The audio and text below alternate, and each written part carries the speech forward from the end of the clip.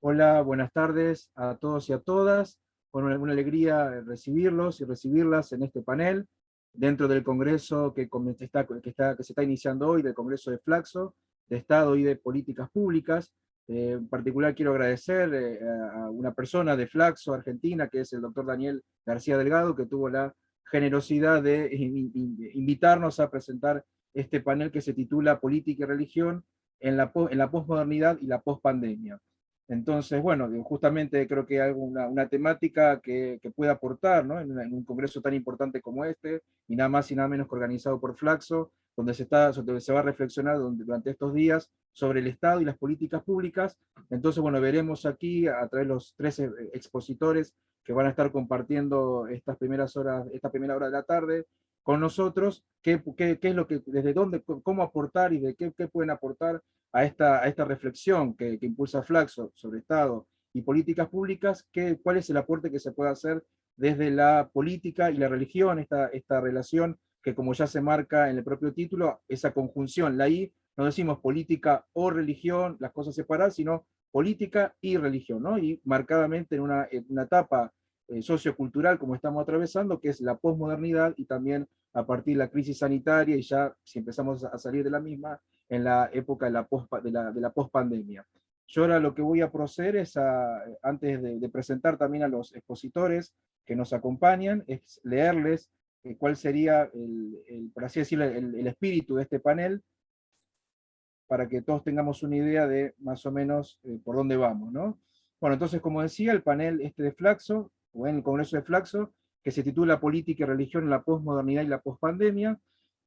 Con esto queremos aportar en el siguiente sentido. En el panorama internacional cabe advertir la influencia del liderazgo del Papa Francisco, sobre todo en los movimientos populares, el cambio climático, eso expresado con su encíclica Laudato Si, y la paz mundial. Esto ocurre mientras, por un lado, se hace énfasis en el trabajo mancomunado de las religiones y otros actores para concertar acciones comunes en la agenda asignada por esos temas, y por el otro lado, suceden fenómenos complejos como el evangelismo en la región, si vemos por ejemplo casos como el de Brasil y el de Argentina. En este contexto se puede discernir que la solidaridad, una noción inculturada de la fraternidad, y la esperanza son la clave para hacer frente a los desafíos que presenta el avance y el discurso de la extrema derecha, que acentúa la peor crisis que vive la humanidad, con la pandemia, la crisis del capitalismo neoliberal y la defección de las élites, teniendo efectos socioeconómicos y políticos de gran trascendencia. Muy probablemente, decimos nosotros, estos van a durar más de lo que habíamos previsto, lo cual está creando una enorme incertidumbre, desencanto y desesperanza en la gente, aspectos que también son aprovechados por la extrema derecha. Por eso, como plantea Francisco, en vista de una alianza estratégica global entre creyentes y no creyentes de buena voluntad, es imperioso la recuperación de la política frente a la retórica, y podemos decir, y la praxis también, de la antipolítica, tal como plantea Francisco en su encíclica Fratelli Tutti, de la cual en los próximos días se va a estar celebrando su primer año de publicación. Entonces, esto digo para que tengamos en claro un poco el espíritu del panel que estamos presentando aquí. Y ahora sí voy a presentarles a nuestros tres expositores, que además aprovecho para agradecerles a todos y a cada uno de ellos y ella, porque está Sabrina también, por la generosidad en haber aceptado la invitación a participar de este panel en el marco del Congreso de Flaxo. Entonces, bueno, un agradecimiento especial para cada uno y cada una de ellos.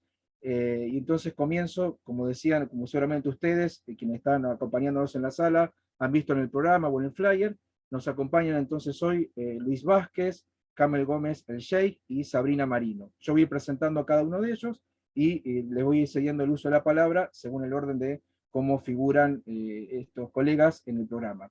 Les presento entonces en primer lugar a Luis Vázquez, es pastor de la Iglesia Evangélica Metodista Argentina, reside en Rosario, es capellán universitario de la Universidad del Centro Educativo Latinoamericano, UCEL, es además secretario de Derechos Humanos de la Central de Trabajadores de la Argentina, la CTA Autónoma de la Regional Rosario, es delegado por la Iglesia Evangélica Metodista Argentina e integrante de la Junta Pastoral Nacional del Movimiento Ecuménico por los Derechos Humanos, el MED, y además es miembro de la Iniciativa de las Américas para la Transformación y la Reconciliación, liderada por la Escuela de Divinidades de la Universidad Duke de Estados Unidos. A continuación también, luego de Luis, nos va a estar compartiendo su ponencia el profesor Camel Gómez el Sheikh, quien es profesor de idioma árabe en el Laboratorio de Idiomas de la Facultad de Humanidades de la Universidad Nacional de Mar del Plata. Además, Kamel es profesor invitado en la Cátedra de Medios de Comunicación, Política y Religiones de la Universidad de Avellaneda, la UNDAB, y además es presidente de la Sociedad Árabe Marplatense. Yo aquí agrego un dato sobre Kamel. Tuvo un gesto muy significativo que en 2013, cuando muchos todavía no tenían cierta desconfianza de para qué lado iba el pontificado de Francisco, Kamel advirtió rápidamente el rumbo que tomaba el Papa, y le envió una carta pública en 2013 avalando y apoyando lo que Francisco venía haciendo sobre la paz en Siria. Así que un gesto que es digno de reconocer. Y luego entonces estará haciendo uso de la palabra Sabrina Marino, que es teóloga. Sabrina se dedica al estudio de temáticas vinculadas a la moral y la bioética. Es maestranda en teología moral en la Pontificia Universidad Católica Argentina. Sabrina también actualmente se desempeña como docente e investigadora de la USAL, la Universidad del Salvador. Es docente titular de la cátedra extracurricular itinerante Laudato Si, y es miembro del grupo de trabajo de Claxo, el futuro del trabajo y el cuidado de la casa común. Entonces, bueno, ya presentados nuestros colegas y amigos expositores, ahora sí entonces le cedo el uso de la palabra al profesor Luis Vázquez. Luis, entonces, 20 minutos. Muchas gracias, Aníbal. Muchas gracias bueno, y gracias a Flaxo, y gracias por esta oportunidad de poder participar del espacio. En el tiempo que nos toca, yo voy a compartir una serie de reflexiones en 4 puntos, a las que le he dado el nombre, digamos, para darle una coherencia. Deje el resto a Dios, se llamaría la intervención, la ponencia. Deje el resto a Dios, que es un cierre de una de las famosas frases de Ronald Reagan, que ahora yo lo voy a comentar, y sería el subtítulo Derechas alternativas, política y religión en perspectiva post-pandémica. Deje el resto a Dios fue uno de los cierres de una de las famosas frases de Ronald Reagan, que comienza así: viva con sencillez, ame con generosidad, cuide profundamente, hable con amabilidad, deje el resto a Dios.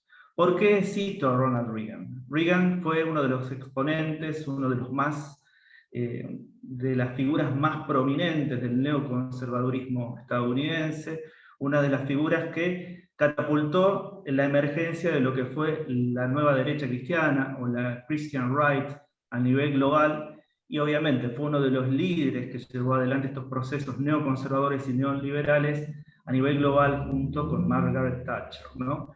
En ese campo, desde que fue la nueva emergencia de la política de religión a finales de los años 70 y principios de los años 80, que tuvo como teatro, obviamente, la Guerra Fría, pero específicamente tuvo como uno de sus campos de acción América Latina y el Caribe.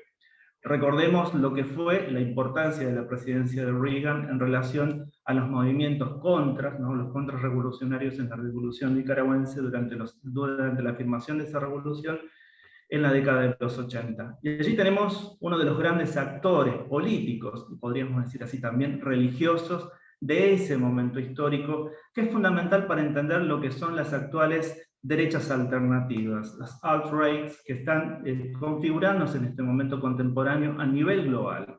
No solamente en América Latina, que es un fenómeno interesante lo que está sucediendo, sino que lo vemos en distintos contextos globales, y principalmente lo vemos en Europa y en Europa del Este, pero también lo estamos viendo en lo que es la región del sur de Europa, un ejemplo muy claro que es el partido Vox en España, por ejemplo, ¿no?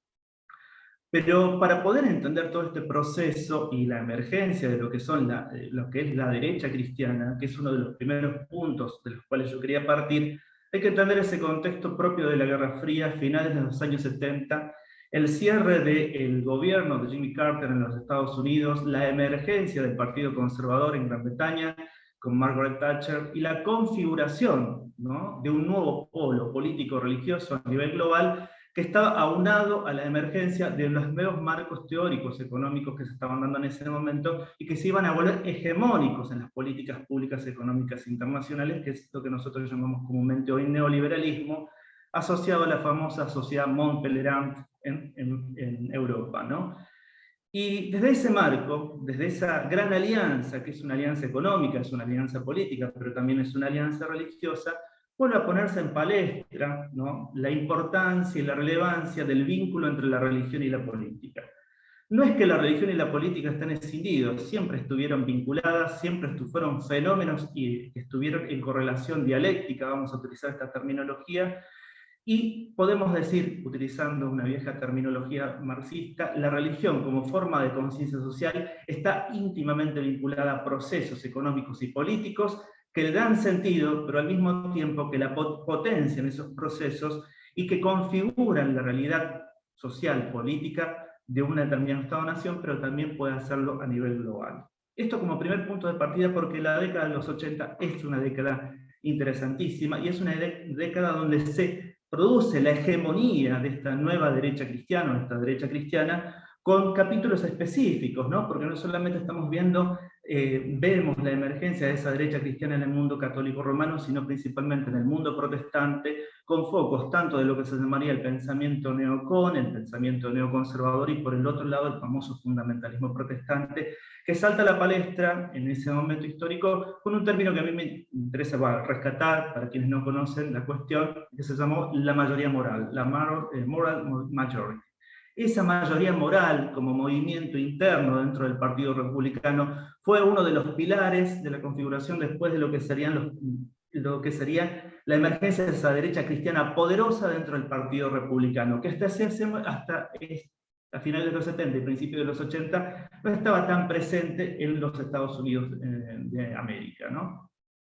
Y creo que esto es un punto importante porque a nosotros nos puede hacer entender lo que fue ese momento histórico 70-80, y voy a citar a 3 autores, los voy a citar para que después puedan hacerse las múltiples lecturas. Uno es un antropólogo, David Stoll, que escribe América Latina se vuelve protestante, las políticas del crecimiento evangélico. Este libro se edita ya en castellano en 1990.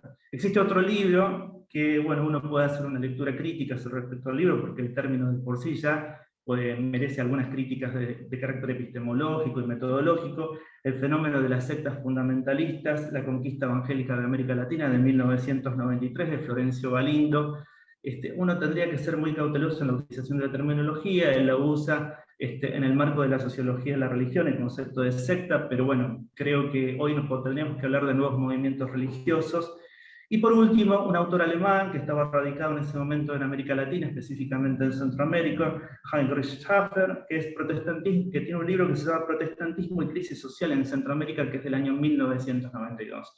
Si nosotros tenemos estos 3 libros como testimonio, nos damos cuenta de lo que fue la influencia de esta nueva derecha cristiana en todo el contexto latinoamericano, pero específicamente ellos trabajan con fuerza la cuestión en Centroamérica, como epifenómeno de lo que estaba sucediendo en los Estados Unidos de Norteamérica, ¿no? Y como epifenómeno de ese proceso global, ¿no?, de configuración entre la disputa entre lo que era el socialismo realmente existente, tomando esta terminología de Rudolf Baro, y por el otro lado lo que era el capitalismo del capitalismo de finales de los años 70 y principios de los años 80, con toda su reconfiguración neoliberal a partir de la crisis del petróleo de finales de la década de los 70. Esta reconfiguración geopolítica internacional, pero al mismo tiempo de los grupos religiosos que interactuaban en esa reconfiguración geopolítica, nos permite entender el mapa de lo que va a ser después el proceso neoliberal y el vínculo de la religión con el neoliberalismo, y específicamente yo voy a puntualizar sobre el protestantismo, cómo el protestantismo, este protestantismo de carácter conservador, este protestantismo afincado principalmente, en el caso estadounidense, lo que es lo que se llama American National Evangelicals, que es la Asociación Nacional de Evangélicos de Estados Unidos, fue uno de los focos de estos procesos neoconservadores, con tensiones, con contradicciones, con procesos internos complejos, pero fue uno de los focos de la configuración de lo que sería la alianza entre el Partido Republicano y el evangelicalismo conservador a nivel global. Creo que esto es un punto importante, porque la victoria, precisamente, del capitalismo por sobre el socialismo realmente existente a partir de la caída del muro de Berlín en 1989 y después en 1991 con la disolución de la Unión Soviética, nos pone en un lugar muy claro de cómo se van reconfigurando los nuevos procesos religiosos, los nuevos movimientos religiosos y el protestantismo a nivel global, específicamente este protestantismo ligado al evangelicalismo conservador.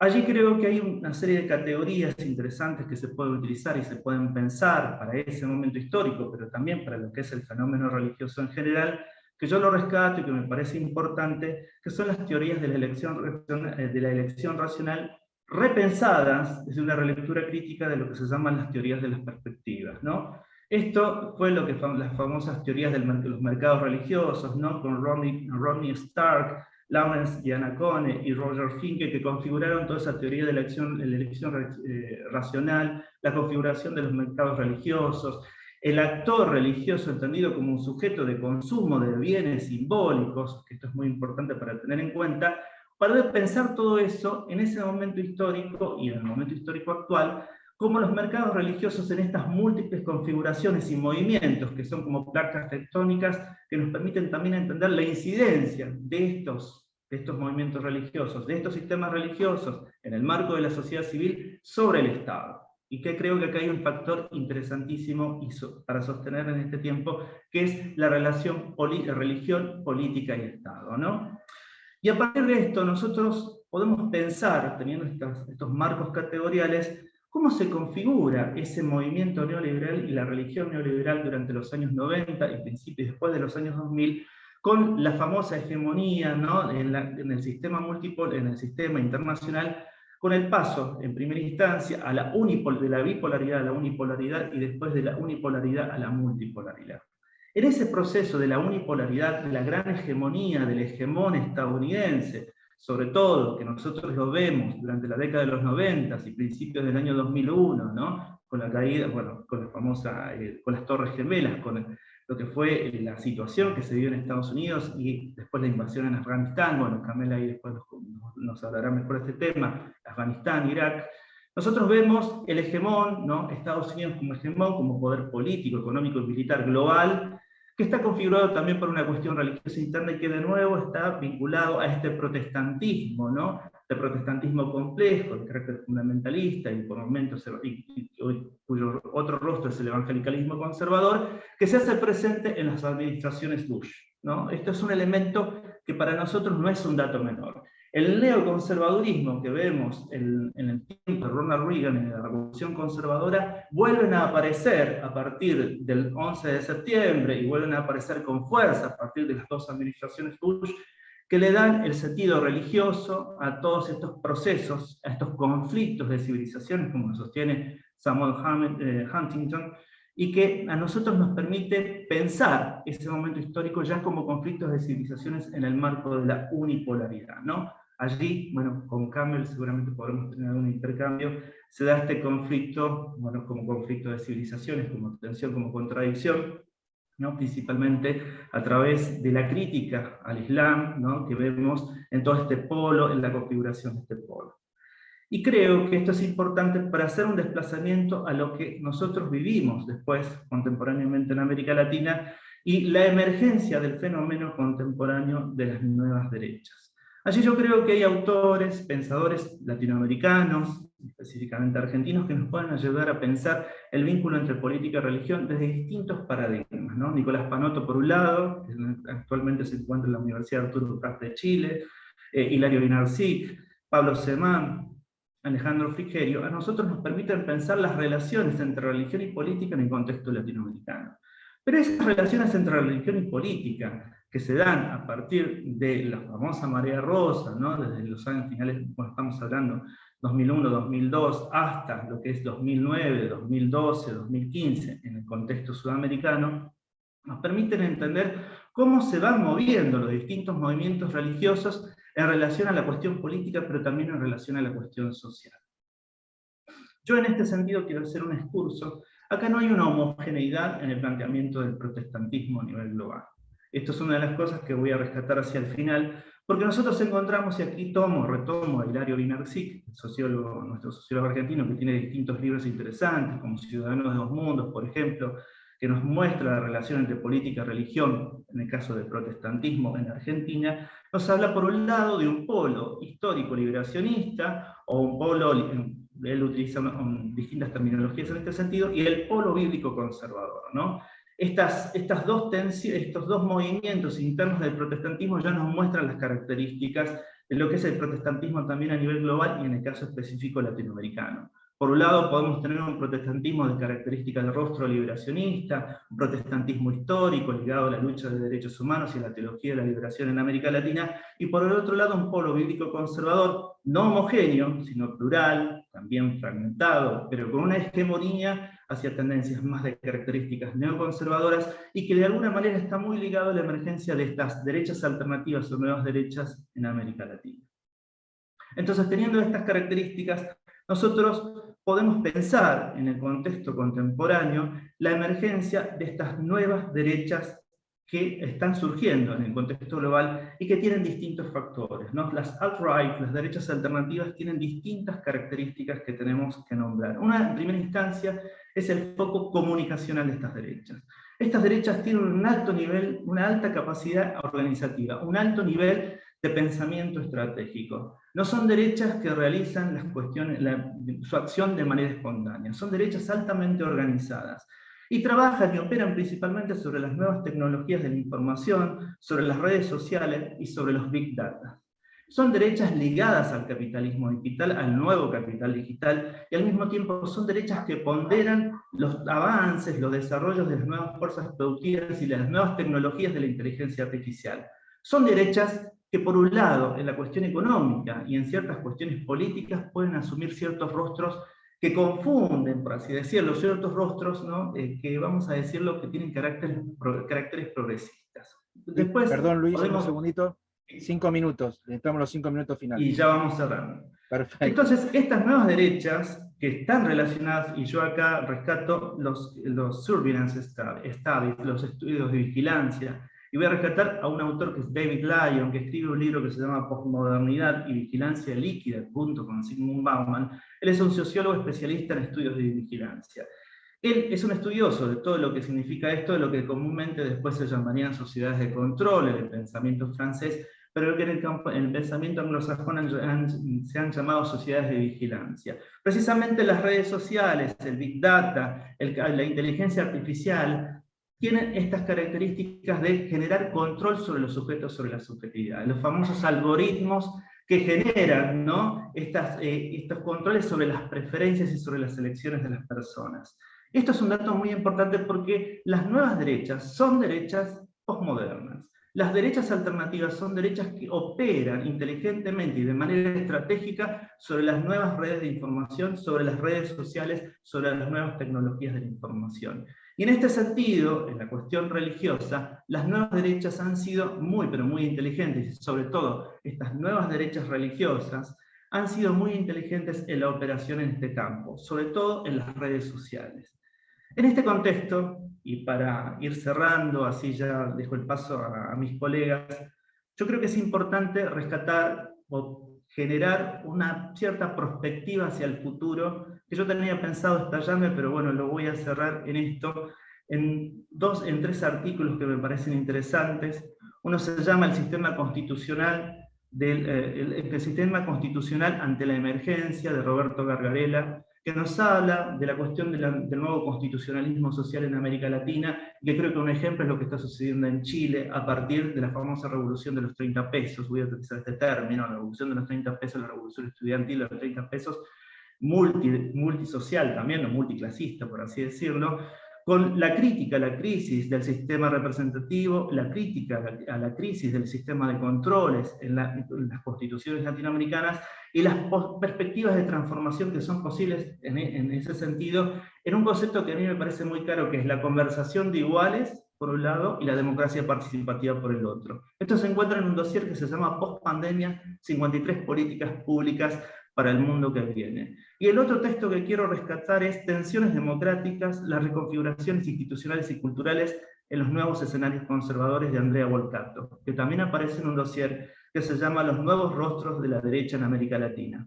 Y por último, es un artículo viejo, de finales de los 90, principios del 2000, pero que era interesante en un think tank de pensamiento relacionado a la teología de la liberación en Centroamérica, que está relacionada con las famosas 13 tesis de matanzas de Enrique Dussel, que nos hablan de la importancia de repensar la teología de la liberación para el siglo XXI que en ese momento comenzaba.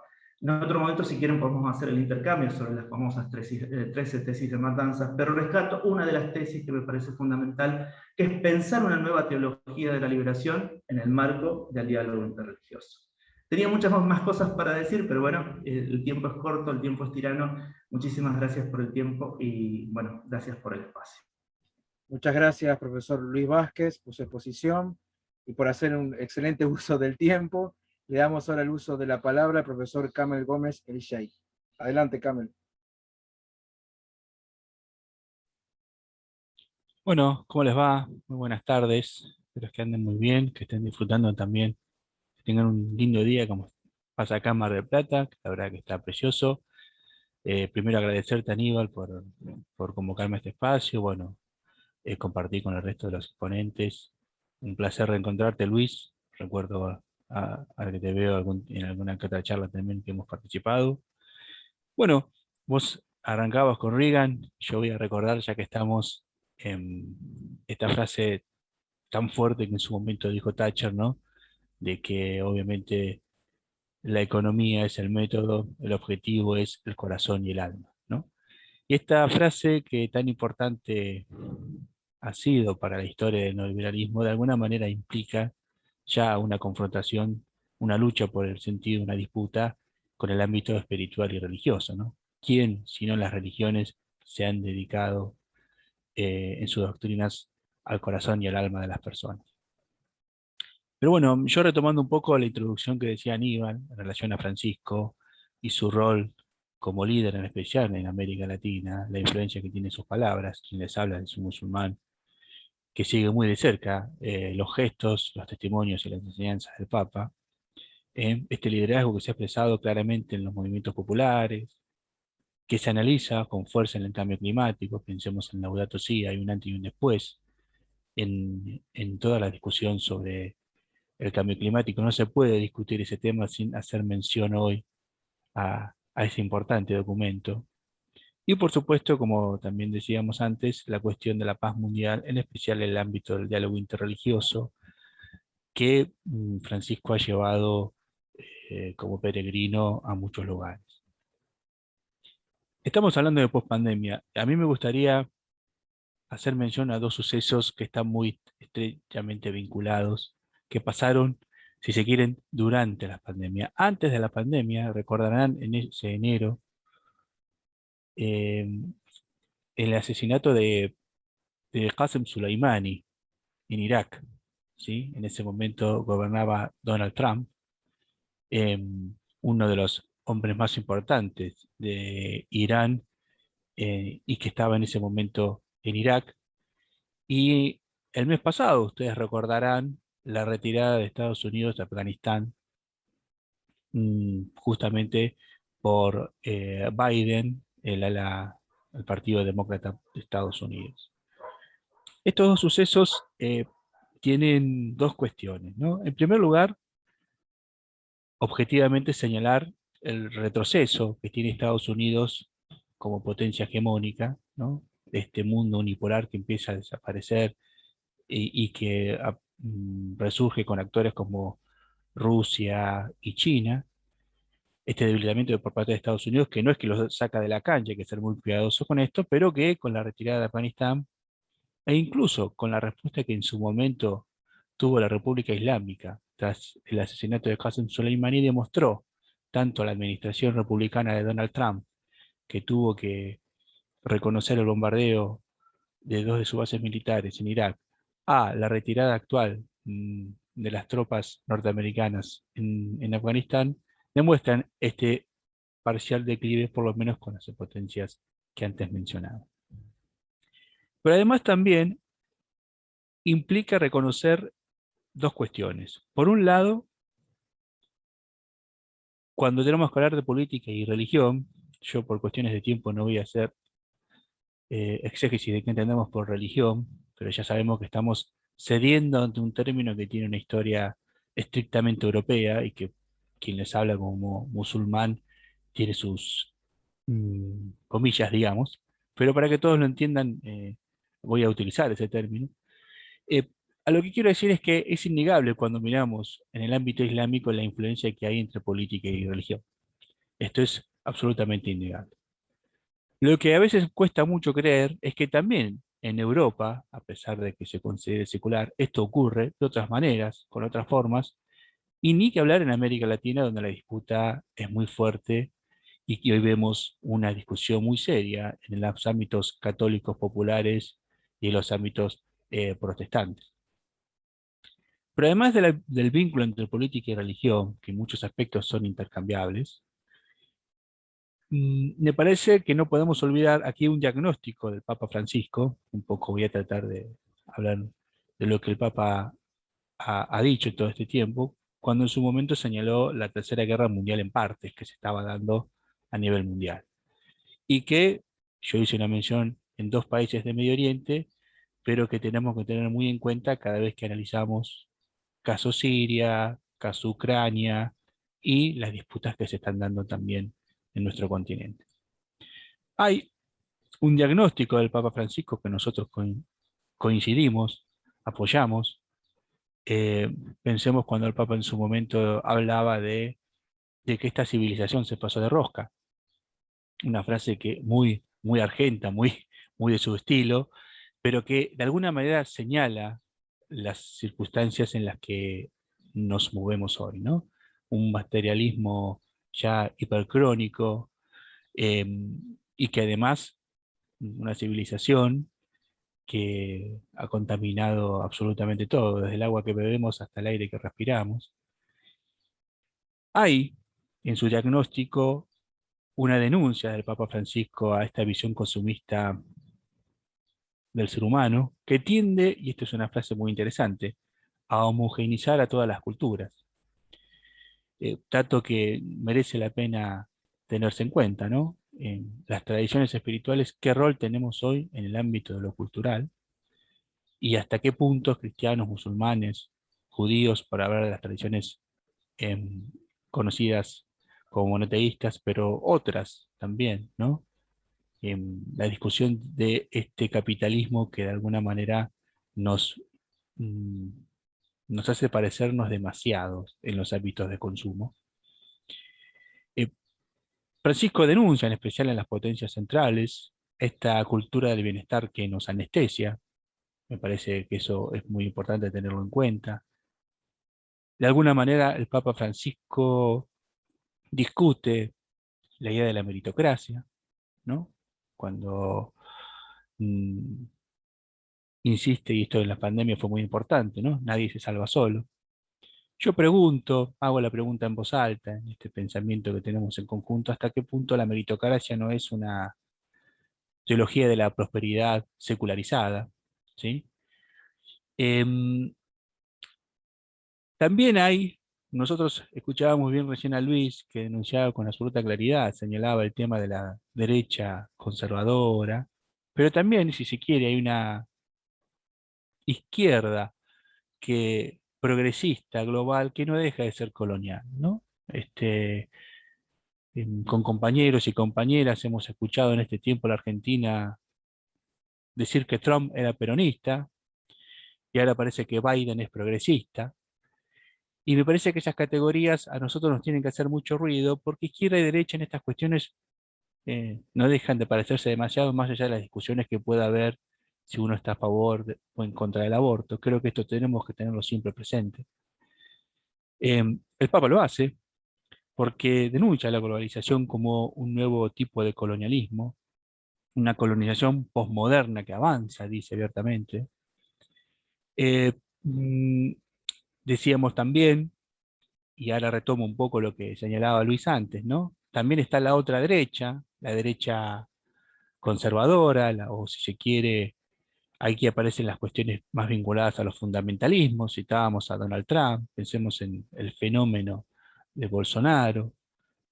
Francisco los denuncia como profetas del aislacionismo. Ahí aparece mucho el choque de civilizaciones, que hay que tener muy en cuenta como mirada alternativa, que hoy de alguna manera está en desgaste. Hoy hablábamos de Irak y de Afganistán, países invadidos justamente a partir del 2001, cuando Estados Unidos eh, y su sector republicano neoconservador intenta recuperar puestos en Medio Oriente, y hoy vemos el fracaso colosal de ambas misiones que recibieron el apoyo de los fundamentalismos cristianos, católicos como protestantes, fundamentalismos judíos, también fundamentalismos islámicos, ¿sí? Podemos pensar en alguna que otra dinastía muy importante en el mundo que acompañó a su manera también estas aventuras. Francisco en su diagnóstico también habla de la denuncia de recurrir al medio ambiente como recurso, ¿sí?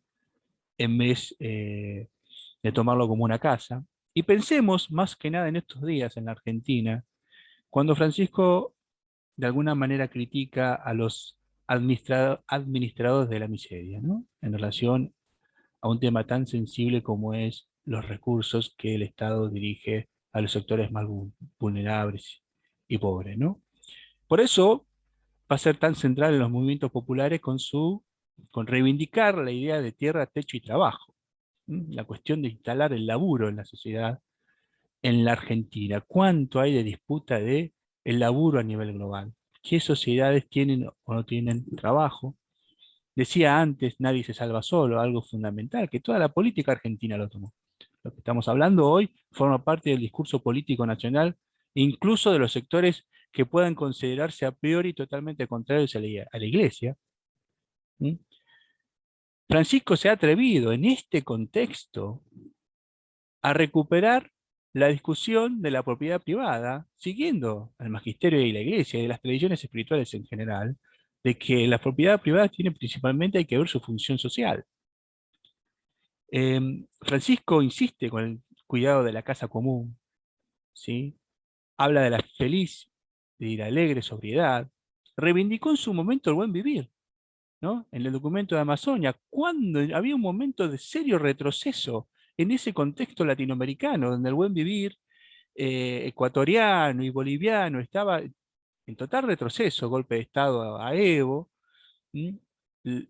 Y además el avance de las ideas de Bolsonaro en la Amazonia. Y el Papa Francisco lanza un documento hermosísimo por parte, dicho sea de paso, donde pone a discutir estas cuestiones y reivindica, por ejemplo, saber ancestral indígena. Un papa, ¿sí? Em, Hablando de buen vivir, ¿no? Hoy nos hemos bien acostumbrado a hablar de cultura del cuidado, constantemente hablamos de políticas del cuidado, ¿no? Estamos siempre denunciando en contraposición a la cultura del descarte, y esta visión de profetas del agresionismo por un lado, en un extremo, y en el otro extremo, la postura global que homogeneiza culturas, el Papa Francisco ubica en su centro una idea muy interesante que está vinculada a la cultura del encuentro. De alguna manera, en este humilde espacio, los que hoy estamos conversando y los que están siguiendo esta charla, intentamos hacer eso, una cultura del encuentro donde desde nuestras identidades no nos cerramos, sino que nos abrimos y compartimos y vamos a un diálogo profundo. Francisco habla en uno de sus documentos de una pluriforme armonía, ¿no? Donde nuestras identidades no son una amenaza para el otro, ¿no? Y esta centralidad de Francisco en la política, de alguna manera, influye cotidianamente, aunque sabemos que hay que darle mucho más volumen, sabemos que estamos en un retroceso del sentido común. Estamos disputando con armas muy difíciles la discusión de la sociedad en una pospandemia que debería dejar en claro el rol del Estado y no lo hemos podido hacer. En una pospandemia que tendría que haber dejado en claro el rol de la comunidad y no lo hemos podido hacer.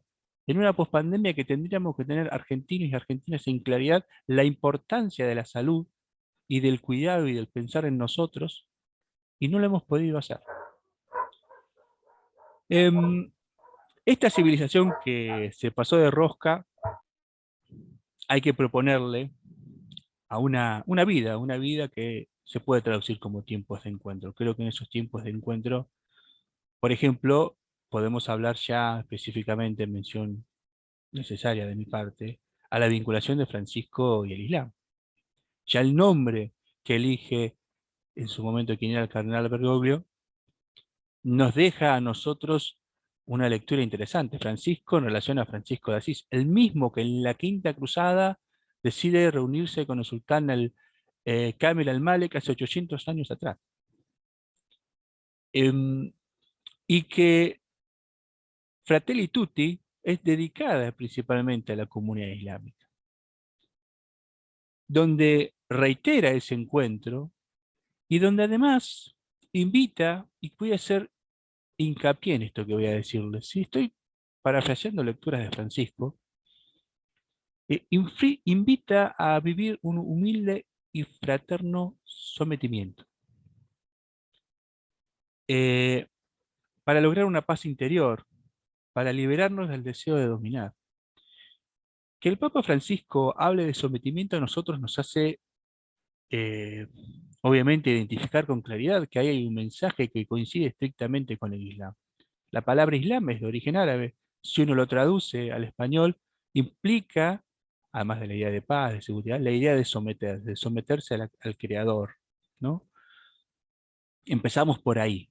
La entrega, el musulmán, es el que se entrega a la voluntad divina, el que se somete a la voluntad de Dios. Camel, perdón, un segundito, 5 minutos, que los últimos 5 minutos. Bien, bien, bien. Voy cerrando entonces. Y esto también se concatena con esta fuerza que tiene la parábola del buen samaritano, que me parece que nosotros tenemos que tener en cuenta y presente, porque en esta parábola, ¿no? Luego de mencionar estar sometido a toda criatura por Dios, aparece que el que nos salva, ¿no? En esa parábola es el bárbaro, es el radicalmente otro. Y ese bárbaro, para entenderlo, nos obliga a salir de nosotros. ¿Mm? Reivindico, aprovecho rápidamente para que lean el mensaje que hace Francisco en Ur cuando va a ver justamente a la máxima autoridad del Islam chiita, porque Francisco no solo visita a las máximas autoridades del Islam suní, mayoritario en el Islam, sino también le dedica especial interés al Islam minoritario, al chiita, que justamente tiene interesantes eh, cuestiones semejantes al cristianismo católico. Pero ese es el radicalmente otro, es ese bárbaro, es el que nos permite salir de nosotros, el que nos permite no repetirnos infinitamente, ¿no? Nosotros mismos. Y de ahí está, en ese radicalmente otro se encuentra en la periferia, ¿sí? En los pueblos de la periferia, ¿no? Ahí vuelve Kush un poquito, ¿no? Leer a Kush en la iglesia con el Papa Francisco es muy fuerte, ¿no? Para nosotros los argentinos, ¿no? Esta idea de pueblo como categoría mística. Los pueblos de la periferia. ¿Y cuáles son esas periferias a las que va Francisco? Dijimos, con la Amazonia, el buen vivir, los indígenas en América Latina. A los pobres, con los movimientos sociales, el cristianismo popular, ¿sí? Y en el mundo islámico va nada más y nada menos que a Egipto, y va nada más y nada menos que a Irak. ¿Bien? ¿Por qué? ¿Por qué Francisco busca en la periferia y en esos pueblos a los radicalmente otros, al otro por excelencia? Lo dice Francisco, porque hemos perdido el sentido de la historia, porque todavía hay una ausencia de horizontes que nos congregan. Y me parece que ahí tenemos una tarea en estas reflexiones, en estos tiempos de encuentro, ¿no?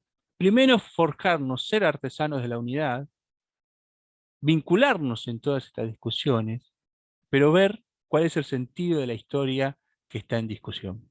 Me parece que el fin de la historia que propone la globalización no puede ser la respuesta un choque de civilizaciones, pero tenemos que ver la manera de buscar horizontes que nos congreguen con Dios, a los creyentes y a los no creyentes, que sean de buena voluntad, que por lo menos acompañen con sus reflexiones, y que incluso propongan ellos este, sus posturas desde la buena voluntad, porque lo más importante para nosotros es eso. Pero ¿qué pasa con el medio ambiente, con la naturaleza? ¿Qué pasa con nuestras comunidades, o si quieren, sociedades, nuestros pueblos? Creo que en este sentido, y ya cerrando, no, cierro aquí, Un poco hacer un repaso de las ideas que desde un musulmán pensamos que hay mucha fuerza para salir a discutir y a disputar el sentido común, la política en la Argentina, el rol de la religión a nivel mundial y bueno, creo que hay ejes y puntos de encuentro que merecemos laburar más. Bueno, hasta acá trato de no pasarme y bueno, reitero mi agradecimiento por este espacio. Muchas gracias, profesor Camel Gómez. Bueno, nuevamente también gracias por la exposición y por el excelente uso del tiempo. También ayuda a esta cultura al encuentro y ser fraternos entre nosotros. También viene bien este tema del el respeto al tiempo del uno y para que pueda hablar otro compañero. Así que bueno, en este caso es una compañera, una amiga y colega. Le damos la palabra, uso la palabra a la profesora Sabrina Marino. Adelante, Sabrina. Muchas gracias, Aníbal, muchas gracias a todos por acompañarnos hoy. También le agradecemos a los que organizaron este encuentro. Y bueno, estuve tomando nota y ya me olvidé que tenía que decir porque realmente uno puede entrar en diálogo. Y esto es lo que se tiene que conseguir, ¿no? Encontrar mesas donde uno esté escuchando al otro y no esté pensando en lo que uno tiene que decir. Así que creo que eso es algo para resaltar. Les cuento un poco, voy a retomar de hecho muchas de las cuestiones que nos compartieron Luis y Camel porque me parecen tremendamente importantes, pero como teóloga y como católica, por supuesto, tengo que hablar un poco más desde la perspectiva concreta de Francisco, ¿no? Y en este punto es interesante ver los aportes que tiene el Papa Francisco para la política contemporánea, que como vimos ya nos comentó algo Luis y Camel. Pero me interesa detenernos un poco en lo particular de Francisco acá en la Argentina. Nosotros hoy por hoy en la Argentina tenemos una problemática que es diferenciar lo religioso de lo político, sobre todo la iglesia, ¿no? De lo político. Estéticamente lo podemos decir, ¿no? Tenemos hasta un pañuelo, tenemos un color que nos habla de esto. Entonces parece mentira, pero uno tiene que estar como defendiendo o argumentando porque uno puede desde la religión plantear cuestiones o hacer aportes a cuestiones que tienen que ver con la vida pública, ¿no? Y en esto me parece importante detallar algunas cuestiones que a lo mejor muchos de ustedes ya las conocen, pero siempre está bueno retomarlas un poco, ¿no? Sintéticamente, recordemos que lo que usamos de Francisco principalmente para aplicarlo al ámbito público es aquellas aplicaciones de la doctrina social de la Iglesia. Ya el nombre de doctrina social de la iglesia es complicado porque tenemos la palabra doctrina e iglesia, ya nos hace ruido por todos lados, pero centrémonos en la parte de social, ¿no? Son estos documentos que no están enfocados solamente en las personas, en la iglesia como pueblo de Dios, sino que también le hablan a las personas de buena voluntad, es decir, al pueblo que está por fuera de la iglesia. ¿Y por qué le interesaría a ese pueblo lo que dice la iglesia? Bueno, en este caso, estas enseñanzas son exclusivamente sobre cuestiones históricas y sociales, sobre las cuestiones que nos afectan a todos y a todas. Por eso puede ser que uno diga, bueno, lo escucho, a ver qué dice, qué opinan acá, que es como estaban retomando nuestros compañeros antes, más allá de que uno tenga otra religión, o más allá de que uno incluso esté en contra de la iglesia, puede tomar estos aportes, aunque sea para criticarlos, ¿no? Y un paso más, que es muy interesante, es que la doctrina social de la Iglesia, que ya lleva unos cuantos años, es muy dinámica. Y este dinamismo se lo permite un segundito. Este dinamismo se lo permite la metodología, que es ver, juzgar y actuar. Tres partes muy prácticas, muy cómodas. En el ver, ¿uno qué hace? Uno hace el diagnóstico de la realidad. Claramente, intuitivamente, está pasando algo que genera desigualdad, está pasando algo que en la historia, en lo concreto, genera sufrimiento, está pasando algo que le hace mal a la gente, entonces uno habla de hacer un diagnóstico. Pero ojo que este diagnóstico la iglesia no lo hace sola, porque se reconoce humilde, aunque uno no lo crea, y lo hace a partir de otras disciplinas. Lo hace a partir de por ejemplo, preguntarle a la historia, a la economía, preguntarle a distintas disciplinas cuál es el origen de ese mal, cuál es el origen de esa situación de exclusión, de sufrimiento. Luego pasamos al segundo momento, que es el juzgar, que es donde uno lo que busca es decir por qué eso está mal, ¿no? Por supuesto que el contenido principal va a ser teológico, va a ser religioso, pero la doctrina social de la Iglesia tiene unos principios que están siempre y que coinciden incluso con ideologías, con propuestas políticas. Algunos de estos principios son la opción preferencial por los pobres, que recién veía justo en el chat que saltaba algo, esto de la importancia de la periferia, la dignidad de la persona humana, el bien común, que es un concepto que en la política aparece todo el tiempo. Entonces, esos están ahí en el medio, en ese segundo momento, en el momento de juzgar.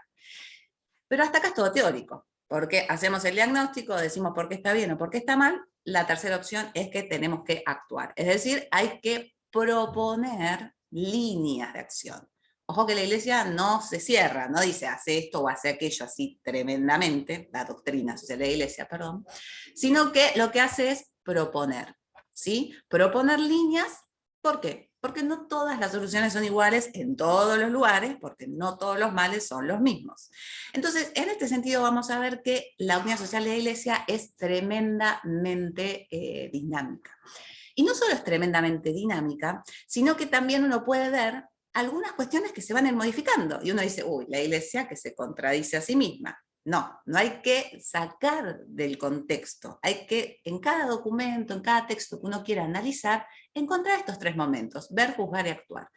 Antes, Carmen citaba, por ejemplo, el concepto de propiedad privada. Es muy interesante ver la historia de la propiedad privada a lo largo de los distintos documentos de la doctrina social de la Iglesia. Y ahí uno va viendo la evolución, y ahí uno va viendo lo dinámico que es esto. ¿Por qué? Porque se busca dar respuestas a las situaciones concretas. Entonces, esto permite que no se oxide, ¿no? Que esto, que más allá de que sea lo que los católicos creemos, siga dando respuestas a nuestras realidades históricas, porque somos religiones históricas. Dicha esta aclaración y esta mini síntesis que cualquier teólogo moral se horrorizaría si escucha esta síntesis tan escueta, vamos a pasar a conceptos claves o categorías claves de Francisco, que no tenemos que olvidarnos o que tenemos que profundizar. Por un lado, ya citaron también el documento Fratelli Tutti, este documento que es el más nuevo de la doctrina social de la Iglesia, que se dedica casi exclusivamente a las cuestiones sociales, nos invita a plantear la amistad social. Dedico un capítulo entero, de hecho, a la mejor política, que ahora vamos a charlar sobre eso. Pero este documento, lleno de categorías riquísimos, no cayó como un meteorito de la nada, sino que tiene mucho antecedente previo. Vamos a dos bien cercanos. Por un lado, un antecedente que tiene que ver con el diagnóstico de la realidad. Durante la pandemia del año pasado, el Papa Francisco emitió una serie de audiencias que se llaman catequesis sobre la pandemia. Acá ya nos metemos de vuelta en otro concepto polémico, ¿no? Porque hablamos de doctrina, hablamos de iglesia, ahora catequesis es polémico, pero denme tiempo que a lo mejor los convenzo. Las catequesis en realidad no son las catequesis destinadas exclusivamente a los fieles católicos, sino que son las audiencias públicas que tienen lugar los miércoles en el Vaticano. Y esas audiencias son muy públicas, de hecho hay mucho turista que va. Entonces, sobre todo desde el Papa Francisco, estas audiencias tienen cierta facilidad a la hora de poder entenderlas, más allá de que uno no tenga grandes conocimientos sobre la religión. Y estas catequesis toman la realidad de la pandemia, y en un momento en el que todo el mundo pensaba cómo curar la pandemia, se propone un nombre más fuerte. Es un ciclo de catequesis que se llama Curar el Mundo. Porque lo que plantea Francisco, parafraseando todo este tema con la cuestión de la salud, es dejarnos bien en claro que la pandemia fue una gran problemática, es un gran mal, pero no es el gran mal del mundo. Y de hecho dice que hay que curar esa pandemia, pero también hay que curar todas las otras pandemias. La desigualdad, el sufrimiento, los modelos sociopolíticos excluyentes, etc. Entonces, antes de Fratelli Tutti vino curar el mundo. De hecho, pensemos que políticamente se usa mucho, porque muchos referentes políticos usaron la palabra nadie se salva solo, no la frase, perdón, nadie se salva solo. Entonces, fíjense cómo resonó en el ámbito público. Y un poquitito más atrás tenemos Laudato Si. Laudato Si, que también ya la citaron nuestros compañeros, tienen que ver con este documento que para algunos podría haber sido algo muy romántico, porque sabemos que la problemática ecológica es una problemática fundamental, pero que también está romantizada y muchas veces está usada, digamos, con fines meramente comerciales. Bueno, en este documento no pasa eso, no es un discurso verde, sino que justamente se va a hablar de que esa crisis ambiental en realidad es una crisis socioambiental. Que esa crisis ambiental, que como citaban antes, habla de una cultura del descarte, del uso todo, total, no hay problema, de una cultura inmediatista que responde a modelos económicos inmediatistas, a producciones inmediatistas, también se reflejan las personas que formamos parte, que también somos descartadas, como la naturaleza, como los animales, como los objetos. Con todos estos antecedentes y teniendo en cuenta estas categorías que van a venir arrastrándose, nos encontramos desde el año pasado con este Fratelli Tutti, que es realmente un documento riquísimo y que, como dijimos, puede ser abordado no solo desde el plano interreligioso, sino también desde el plano intercultural. Categorías claves que ya han citado los compañeros también, las vamos a retomar un poco. Por un lado, la categoría de pueblo, ¿no? En este caso, cuando hablamos de pueblo, recordemos que la Iglesia en sí es un pueblo. De hecho, sobre todo en la teología latinoamericana, hablamos de la teología del pueblo. Esta concepción del pueblo no como una cosa, sino como un sujeto. Y no solo como un sujeto, sino como un lugar teológico. En el pueblo creyente, los católicos decimos, acá está Dios. Más allá de que independientemente seamos un desastre, ese pueblo en conjunto, ahí está el Espíritu Santo. Entonces, si ahí está el Espíritu Santo, si ahí está Dios, si es realmente un sujeto teológico, ¿qué tengo que hacer? Tengo que escuchar al pueblo. Nosotros estamos muy acostumbrados a una política paternalista que viene y trae soluciones. No, el pueblo de hecho es un pueblo en su gran mayoría sufriente, que padece, y sin embargo sobrevive. ¿No habrá que escuchar más al pueblo? ¿No habrá que escuchar más esas soluciones que plantean? Por eso, otra de las claves que tenemos que tener presentes es la clave del discernimiento. Ya no podemos traer un montón de propuestas caducas o un montón de propuestas estandarizadas. Las respuestas que hay que dar tienen que ser respuestas concretas, a espacios concretos, a lugares concretos. Hoy por hoy nos encontramos con diversos males, y esos males son cada vez más novedosos, son cada vez más creativos. La única forma de poder responder a esos males es a través de nuevos bienes, y para eso hay que escuchar esa realidad. Por otro lado, nadie se salva solo, decía el Papa Francisco ahí en esas catequesis. Es necesario que nos salvemos todos. Surge entonces la necesidad de la amistad social. Pero para que exista la amistad social, yo tengo que reconocer al otro como un par. Más, recordemos Fratelli Tutti, nos invita no solo a la amistad, a un paso más, a la fraternidad. Tengo que reconocer al otro como alguien a quien puedo escuchar y como alguien de quien puedo aprender, y alguien que tiene que aprender de mí. Porque la pandemia también nos igualó en un punto, ¿no? Nos puso a todos en el mismo nivel. Acá todos podíamos vernos afectados por un mismo virus. Y acá viene una cuestión que hace tiempo que vengo trabajando y que me parece tremendamente interesante, que es la caridad política. Hablamos de doctrina, hablamos de iglesia, hablamos de catequesis, ahora hablamos de amor, como que esto parecería ser que va en declive, pero última oportunidad. La caridad política, que está muy, muy presente en Fratelli Tutti, tiene que ver con la afectividad. Hace un tiempo que en la moral no se hablaba de la afectividad, ahora se está retomando esta cuestión. ¿Por qué? Porque la afectividad es algo que tiene que estar presente. Si yo quiero hablar de amistad o de fraternidad, tengo que hablar de afecto. Es más, pensemos que la política, sobre todo en la Argentina, contexto en el que estamos, ¿no? De elecciones y demás, la afectividad parece que está marcando el voto. Pensemos los discursos de los políticos, los discursos apolíticos o los discursos antipolíticos, donde lo que se hace es criticar a la política, postularla como un gran demonio, postularla casi como algo que hay que eliminar. Es más, pensemos en los votos. La gente cuando vota muchas veces vota a partir de lo afectivo. Vota con el voto castigo, el voto de rencor. Es interesante tener en cuenta esto. Frente a esto, lo que propone Francisco no es decir, bueno, la política es mala, sino hay que rehabilitar la política, ¿no? Hay que buscar que esa política vuelva a su función auténtica. Lo que tenemos ahora es una política enferma, es una política que no está bien. Existe, y esto es algo que también citaban acá los compañeros, la esperanza. Francisco propone que puede haber un mundo mejor, puede haber un mundo inclusivo, pero para eso es necesaria una política sana, es decir, una política que sea la mejor política. Así de hecho es el título del capítulo de Fratelli Tutti, la mejor política. No tiene que mejorar la política, tenemos que buscar la mejor de las opciones. Y en este sentido, existe de vuelta este paralelo, ¿no? Curar el mundo a través de una política rehabilitada. Y en esto vamos a encontrar dos imágenes que nos propone Francisco, bien visuales, que nos van a ayudar a entender este tercer momento, que es el actuar, ¿no? Si la política tiene que rehabilitarse, bueno, ¿de qué manera?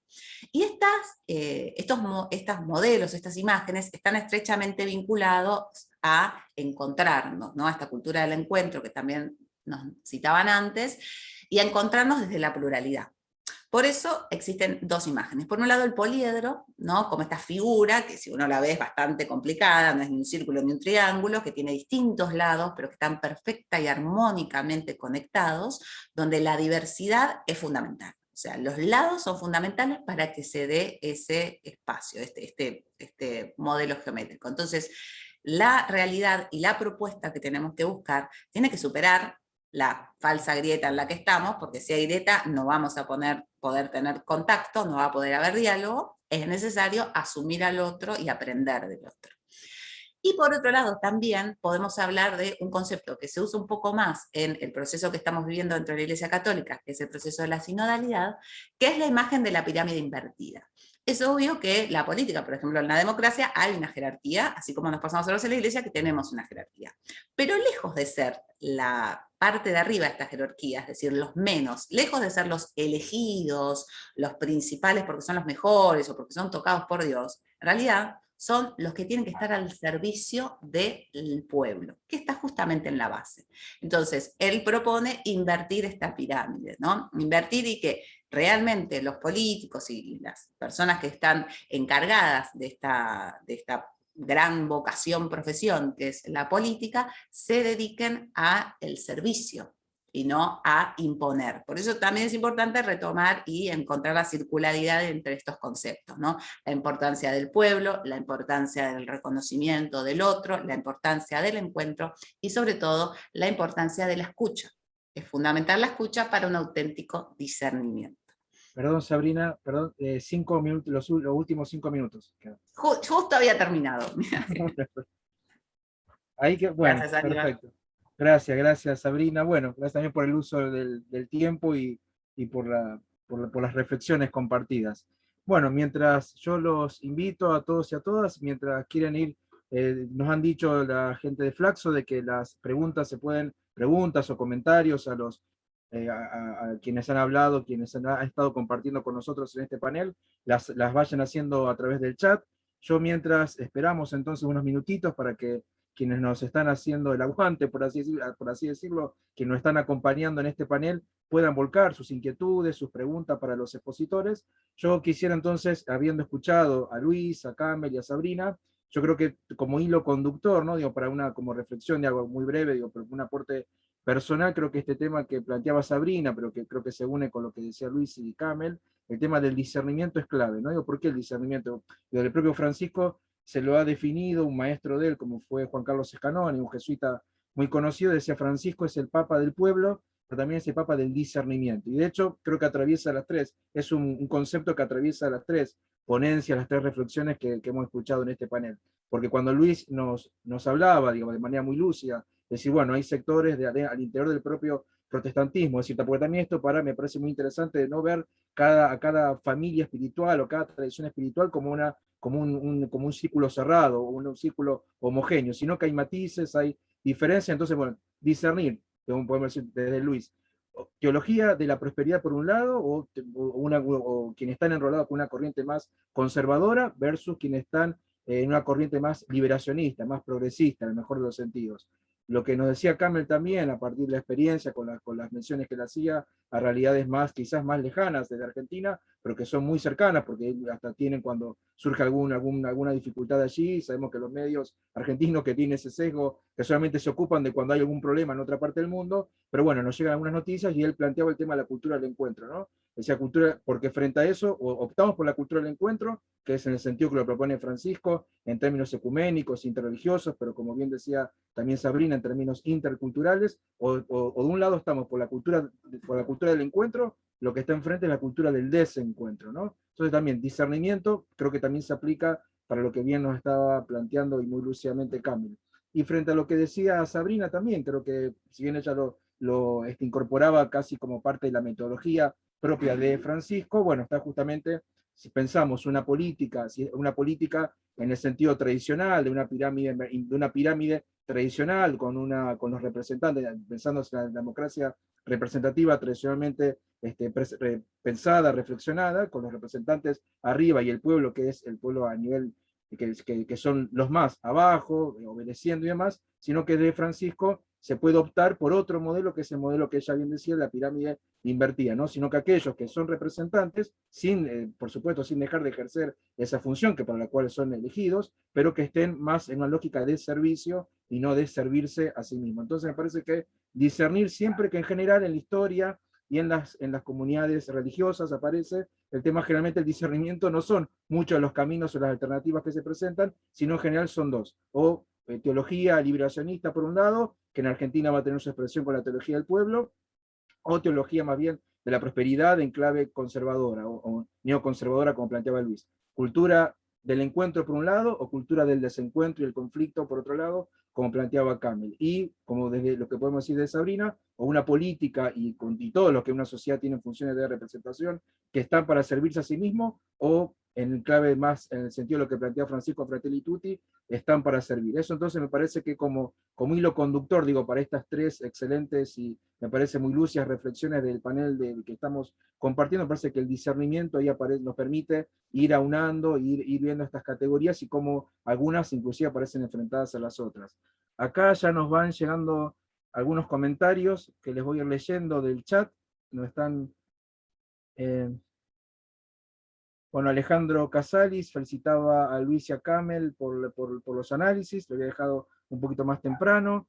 Franca, le hago una pregunta, si bien habla de las parroquias, pero me parece que podríamos entenderlo hasta casi como lugares de culto para las diferentes comunidades religiosas que están aquí representadas, porque como verán es un panel no solamente ecuménico, sino también interreligioso, y solamente entre ustedes hay muchas personas de buena voluntad, así que pueden creer o no, pero digo, eso es justamente algo, es poner en práctica, como decía Camel, esta cultura del encuentro. Les leo esta pregunta que dejaba Franca, ella decía: para hacer viva la palabra del Papa, ¿no tendrían que tener las parroquias en los barrios un papel más activo? Decía ella, dice, cada vez más la lucha diaria aleja a los pobres de la religión y el consumismo aparece en la clase media como el tema central. Ella lo plantea para el tema de la parroquia, pero si quieren hacer alguna reflexión los tres respecto a los lugares de culto, digamos, de cada comunidad religiosa, pueden, si quieren expresarse sobre eso, o si quieren leo los otros comentarios que hay. La misma Franca dice amistad social, fraternidad, afectividad, dice para rehabilitar la política y tener una vida mejor. Por eso hay que abrir las puertas de las iglesias para cooperar con el encuentro y la escucha. Esto en la línea que he planteado Franca en la pregunta que les leí. Bueno, también hay comentarios de personas que le ha gustado mucho el panel. Dice, gracias por este encuentro, muy profundo, política al encuentro, me gustó muchísimo la idea de Carmen y la unidad en la fraternidad, me gustó muchísimo el profesionalismo del expositor, gracias por su talento, dice Ricardo Jorge Spinetta. Silvana agradece por la invitación. Ricardo Jorge Spinetta también dice mucha profesionalidad en los expositores. Y después tenemos dos preguntas más. Yo entonces iría, no sé si quieren responder la pregunta de Franca, que como les decía va más en el sentido de las parroquias, pero me parece que podemos abrirla a esa pregunta que da para reflexionar sobre los lugares de culto, digamos, de cada una de las comunidades religiosas de pertenencia, ¿no? De cada uno de ustedes. Bueno, sabes que cuento un poquito de la perspectiva islámica ya en el ámbito local. Primero, retomo esta idea del discernimiento tan importante. Bueno, vos, Aníbal, ahí me estás dando una mano en entender el rol que tiene esa palabra para Francisco, para el mundo jesuita, y que, bueno, coincide también con el Corán. El Corán, incluso ustedes saben que las tradiciones aquí que hoy están presentes, el Islam las denomina Ahlul Kitab, las gentes del libro, los pueblos del libro, porque justamente cada uno de nosotros tenemos una tradición revelada en la que discutimos su correcta interpretación. La gran disputa está sin duda en esos textos. El Corán se llama, asimismo, uno de sus nombres es justamente el discernimiento. Eso está explícitamente dicho en el capítulo 25, en la primera ley desde nuestro sagrado Corán, ¿no? También el Corán se entiende como discernimiento.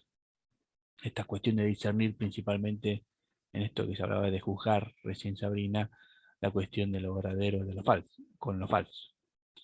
Miren, yo voy a descontarles un poquito lo que pasa en la Argentina, o particularmente, si se me permite, más en Mar del Plata. En Mar del Plata tenemos actualmente 2 mezquitas, una mezquita más ubicada en pleno centro de la ciudad, ya es casi un lugar turístico, otra mezquita más ubicada en un sector más, en un barrio más vinculado a la periferia, más vinculado, entre comillas, a nuestro pequeño conurbano, que ya empezamos a tener en nuestra ciudad. Todavía nosotros estamos en un proceso de discusión interna muy grande porque la comunidad islámica está muy atravesada por lo que ocurre a nivel internacional y la mayoría de los musulmanes todavía son descendientes de árabes. En mi caso, de parte materna, mi abuelo era un sheikh, era una autoridad espiritual que vino de Siria. Eh, mi tío es el presidente del Centro Islámico de acá de la ciudad. Durante mucho tiempo yo fui secretario de ahí, pudimos hacer una biblioteca, se ha hecho cementerios islámicos. Nuestro proceso es muy diferente quizás porque hay tanta demanda interna de poder cumplir con los requisitos de nuestra doctrina y además esta cuestión de que todavía lo islámico y lo nacional está en un proceso de conformación, ¿no? Eso es una gran discusión que he tenido y que me ha costado bastante caro, me hago cargo, con muchos sectores de mi comunidad, de darle un carácter nacional, un carácter específicamente local a la manera de vivir nuestra espiritualidad. Por eso es que nosotros tenemos un desfasaje, una deuda, eh, porque efectivamente nuestra comunidad todavía está discutiendo y vinculándose a sus ritos, a sus plegarias, a conservar. ¿Qué palabra esta que no hemos usado? También suena feo, ¿no? Pero que hay que tener en cuenta, ¿no? ¿Qué tenemos que conservar hoy, la humanidad en su conjunto, en cuestiones de valores, de ética, de familia y también, ¿por qué no?, desde nuestra naturaleza. Por eso es que hay muchas cosas que hay que redefinir. Pero volviendo a esa pregunta, estamos en esa discusión, estamos en esa disputa, valorando y agradeciendo el gran aporte que han hecho los que recién llegaban, de esos barcos. No somos europeístas en ese sentido, hay barcos que vinieron de otro lado, digo de pasada nomás, y que todavía estamos en ese proceso, agradeciendo todo lo que hemos ya dado, ¿no? Uno ha aprendido el Corán. Imagínense, a los 14, 15 años a mí me habían enseñado a lavar un muerto, a hacerle todo el rito, cómo rezarlo, etcétera, etcétera, pero estábamos muy desvinculados de lo concreto, de lo nacional y de lo que ocurría. Casi que era más importante lo que pasaba en Palestina, que lo es, y lo sigue siendo y lo será, sin duda, pero que había muy poco contacto con lo cotidiano. Eso está discutiéndose, es un proceso que viene lento, pero bueno, creo que estamos en esa discusión todavía, por lo menos desde Mar del Plata. En Buenos Aires ya la comunidad tiene otros matices, es diferente, es más grande, también está lo diplomático, lo del gobierno, las embajadas que también juegan, eso también hay que tenerlo en cuenta, que obviamente aparecen otros factores que por lo menos a mi criterio no aparece el Islam nacional con carácter estrictamente argentino, de esa identidad, desde ahí salir al diálogo. Gracias, Camel. Bueno, no sé si Luis y Sabrina quieren complementar esta respuesta a la pregunta que hacía Franca.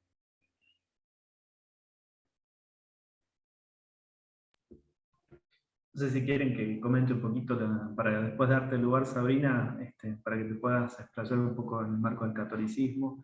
El protestantismo, un poco, era una de las cuestiones que era interesante exponer, es un fenómeno muy, pero muy complejo. Y es un fenómeno policéntrico, vamos a utilizar esta terminología. O sea, tiene múltiples centros. Y en esos múltiples centros hay movimientos internos que no permiten decir, bueno, el protestantismo tiene estas características y es homogéneo de un lado y del otro. Lo que sí es interesante son las configuraciones institucionales y podemos ir desde la base hacia arriba. En el caso de la Iglesia Evangélica Metodista Argentina, de la cual yo soy miembro y de la cual soy agente pastoral, nosotros, nuestra unidad más pequeña siempre es lo que le llamamos la congregación, en términos más latinos sería la parroquia, ¿no? La paroiquía, el pequeño lugar de culto, de celebración, le damos el nombre de comunidad de fe, de congregación, es como la unidad más básica dentro después de lo que comúnmente son otras áreas, unidades un poquito más grandes que le llamamos en el caso del metodismo distritos, pero que a nivel global tienen distintos nombres, ¿no? Entonces, lo que nosotros, en ese carácter policéntrico del protestantismo, es como si nosotros estuviéramos ante una estructura democrática concéntrica, por así decirlo, ¿no? Asambleas de asambleas. Tenemos las pequeñas asambleas locales, después las asambleas más distritales, regionales, después las asambleas nacionales, y después vienen las asambleas más de características continentales y globales. El protestantismo más o menos tiene esta característica, que ahí Sabrina habló del término sinodal, bueno, tiene estas características sinodales, estas características asamblearias. Y no es un fenómeno solamente del protestantismo histórico, liberacionista en el contexto latinoamericano y argentino, sino que también es un fenómeno que se da en el marco de esto que hablábamos del evangelicalismo conservador o del polo bíblico conservador, como decía Wienersick. Entonces ustedes se dan cuenta que son grandes bloques o grandes confederaciones que se van dando a nivel global. El protestantismo, en el caso latinoamericano, estaba nucleado, en el caso del metodismo nosotros tenemos lo que se llama la conferencia, es una conferencia, es una asamblea latinoamericana que se le llama CIEMAL, donde allí nosotros los metodistas latinoamericanos deliberamos y tomamos decisiones en relación a nuestro contexto, no solo eclesial, sino social y político latinoamericano. Pero ahí teníamos un paraguas que era muy interesante, que hoy se ha transformado en una red, tan solo hace unos meses, que es la red CLAID, del Consejo Latinoamericano de Iglesias, que era un viejo proyecto que se configura en 1978 en Oastepec, y después en 1982 se funda lo que se llama el Consejo Latinoamericano de Iglesias. Este era nuestro espacio de deliberación ecuménico protestante y evangélico en América Latina, que también estuvo muy ligado a la teología de la liberación y a estos procesos revolucionarios de los que hablábamos. Por ejemplo, el Consejo Latinoamericano de Iglesias fue un consejo muy importante en el apoyo a la revolución nicaragüense de 1979 en adelante, ¿no? Pensamos en Oastepec del 78, pero de ahí del 82 en adelante fue un actor religioso muy importante en estos procesos liberadores latinoamericanos y obviamente después en todo lo que fue el contexto de la marea rosa, ¿no? Pero bueno, allí nosotros teníamos un gran paraguas, el Consejo Latinoamericano de Iglesias, que está dentro de sigue estando dentro de una estructura mucho más grande, que es el famoso Consejo Mundial de Iglesias. Digo que es famoso porque algunos le han llamado el Vaticano Protestante, ¿no? Que es una estructura muy, pero muy grande, es una estructura que nuclea las iglesias protestantes a nivel global y tiene estas características histórico-liberacionistas, pero que también ha intentado un diálogo ecuménico muy interesante con la ortodoxia oriental, ¿no? Con las iglesias ortodoxas que son miembros, son iglesias miembros, instituciones miembros dentro del Consejo Mundial de Iglesias. Así que esa es más o menos la estructura. Pero del otro lado, por así decirlo, del lado conservador, donde hay también movimientos internos, no es que todo es un bloque, nosotros también tenemos estos grandes paraguas institucionales. En el caso de Argentina es ACIERA, que es una confederación de iglesias que nuclea por lo general iglesias pentecostales, iglesias bautistas, lo que se llaman Brethren, hermanos libres, en el contexto nacional argentino. Después tenemos un contexto más latinoamericano, de asamblea, que también tiene las mismas características asamblearias, que tiene su paraguas más grande en lo que es la Alianza Evangélica Mundial. Ustedes se van dando cuenta las características de estos bloques y que llamaríamos tienen carácter confederal, ¿no? Así que bueno, esas son un poco las características del protestantismo en cuanto a estructura. Y por lo general, hacia adentro de nuestras iglesias tenemos un elemento que es importante para configurar nuestras identidades teológicas, nuestras identidades pastorales y éticas, que es el concepto de doctrina. Vos lo habías nombrado, Sabrina, pero en el marco del protestantismo es un elemento muy importante, ¿no? Ya Lutero lo trabajaba como fueron sus escritos, Calvino también, y bueno, es parte de nuestra historia del protestantismo, la doctrina como una cuestión de identidad a través de nuestras múltiples confesiones y catecismos. Nosotros también tenemos nuestras múltiples confesiones y catecismos que son distintas según países, corrientes y lugares geográficos, pero más o menos este es el mapa.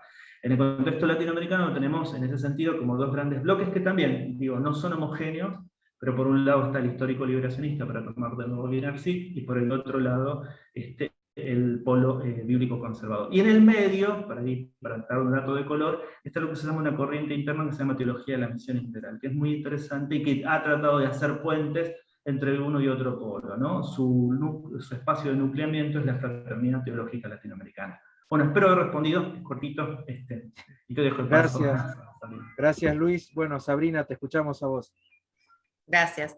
Bueno, es muy interesante, de hecho me llamaba la atención porque uno con frecuencia tiene incorporado dentro del catolicismo la opción preferencial por los pobres, pero no sé si eso responde al principio, ¿no?, de la doctrina social de la Iglesia, porque en general hablamos más bien de un asistencialismo. Entonces tampoco nos sirve que la parroquia se llene, ¿no?, por decirlo de alguna forma, de gente pobre, si lo único que vamos a hacer es asistirlos, sino que justamente se tienen que buscar estrategias. Y acá hay algunas cuestiones interesantes. Ahí cuando Luis hablaba, decía que las derechas alternativas estaban organizadas, no eran espontáneas. Bueno, es esto, con el pobre no es que uno diga es espontáneo, necesita comida nada más. No, tiene de hecho muchas características positivas que hay que retomar. Entonces, el Papa nos hablaba ya haciendo Bergoglio también del olor a oveja, ¿no? De que dejemos de tener olor quizás a saumerio, a incienso, y tengamos un poco más de olor a oveja. Entonces, la parroquia, recordemos que al fin y al cabo es una estructura, pero en realidad somos las personas. Entonces,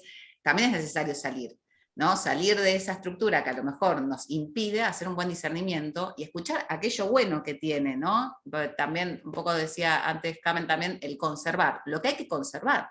Del pobre, la opción preferencial por el pobre va a seguir estando. ¿Por qué? Porque el pobre, en su pobreza, en su marginalidad, primero es creyente, que eso es muy loco. Por ahí se va a ir de la iglesia católica, pero se va a ir a otra iglesia, pero sigue siendo creyente. Y sobre todo sigue teniendo esperanza. Entonces, esas cosas tienen que permanecer.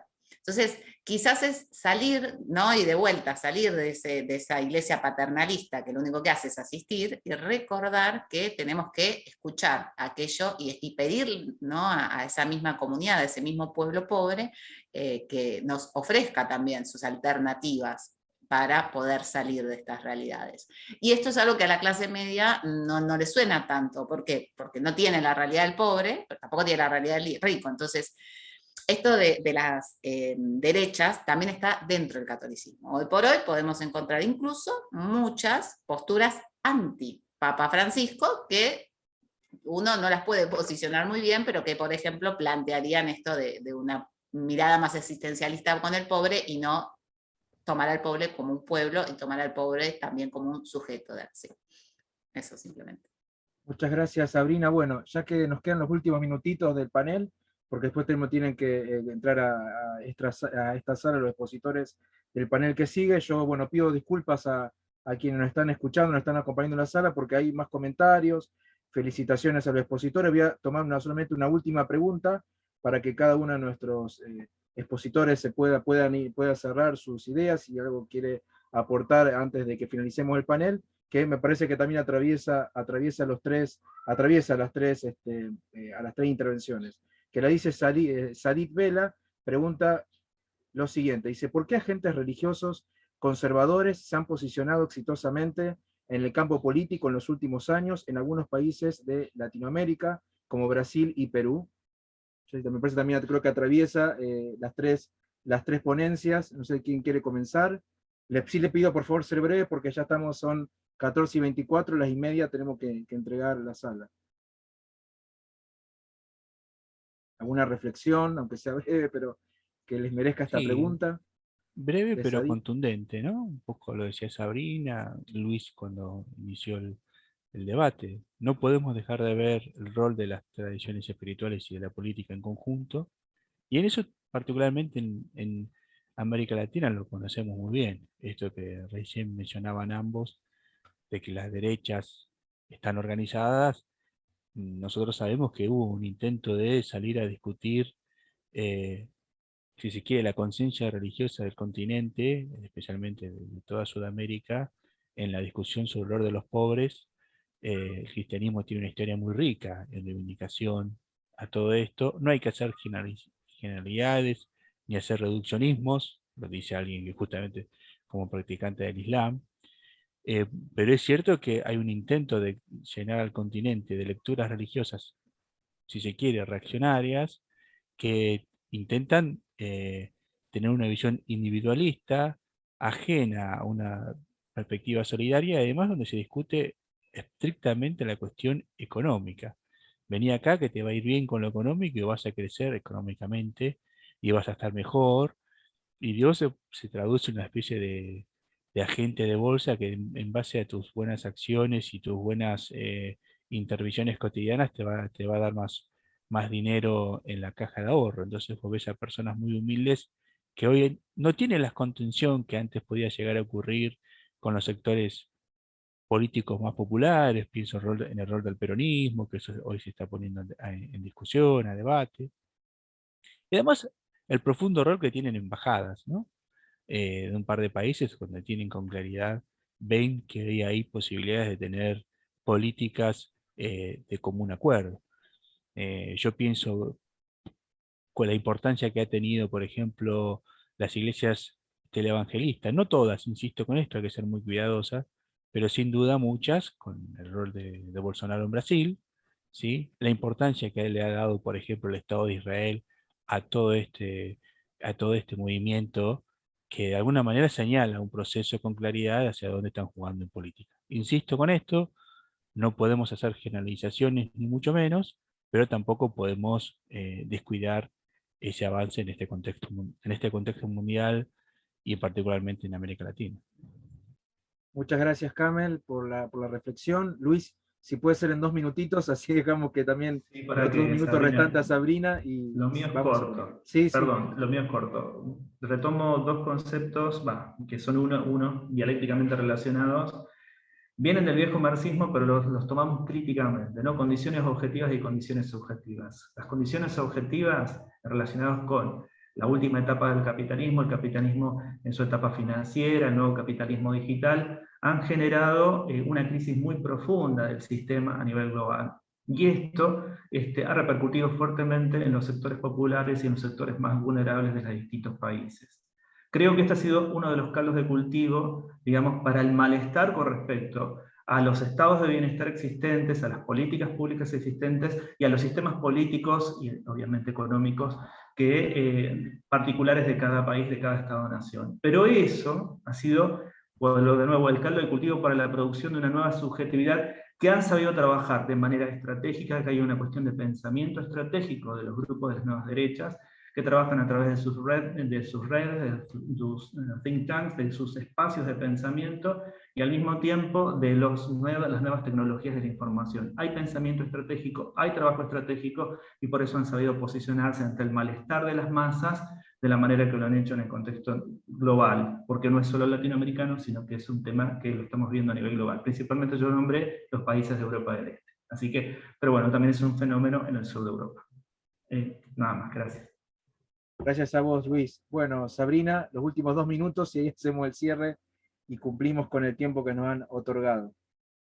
Gracias. Muy breve. Simplemente agregar el hecho de que ante el malestar que vive la gente, porque es innegable que tenemos situaciones donde incluso la clase media se ha encontrado con sufrimientos más cercanos a las clases bajas, hay como una falta de sentido y queremos soluciones rápidas, ¿no? Entonces, ante estas soluciones rápidas, las religiones más clásicas son religiones históricas y a lo largo del tiempo le ha pasado de todo, entonces entendemos el proceso. Pero estas nuevas corrientes que están en todas las religiones, porque son fundamentalismo justamente, ofrecen soluciones rápidas. Al ofrecer soluciones rápidas me voy con eso, que es lo conocido, pero no me dice, es un proceso, capaz que vos ni siquiera ves el cambio, tenés que hacerlo por el que viene. No me vienen con ese discurso, me vienen, este es el enemigo, lo eliminamos ahora y a vos te va a ir bomba. Entonces ahí es donde uno, por supuesto, consume, ¿no? Es la religión que uno consume. Bueno, muchas gracias, Sabrina. Bueno, también había una preguntita, pero creo que ya fue respondido por los tres en su intervención. Había una pregunta para Camel sobre teología de la prosperidad, creo que ya quedó respondida en las intervenciones que hicieron en esta última vuelta de reflexiones.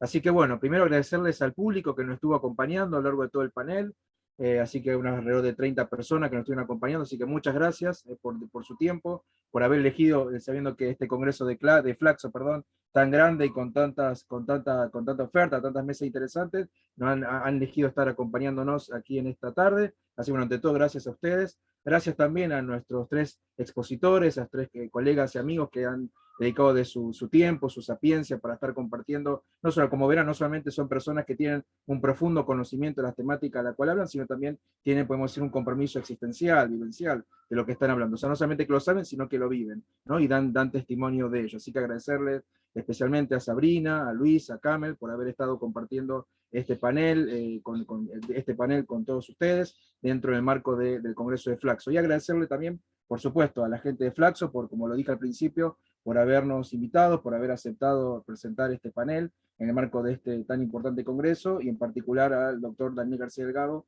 como le decía, que fue quien insistió un poquito para que estemos aquí compartiendo estas reflexiones con ustedes. Así que bueno, de mi parte, eso, simplemente palabras de agradecimiento al público, a los expositores, a Flaxo, y bueno, podemos dar entonces por finalizado este panel. Muchas gracias.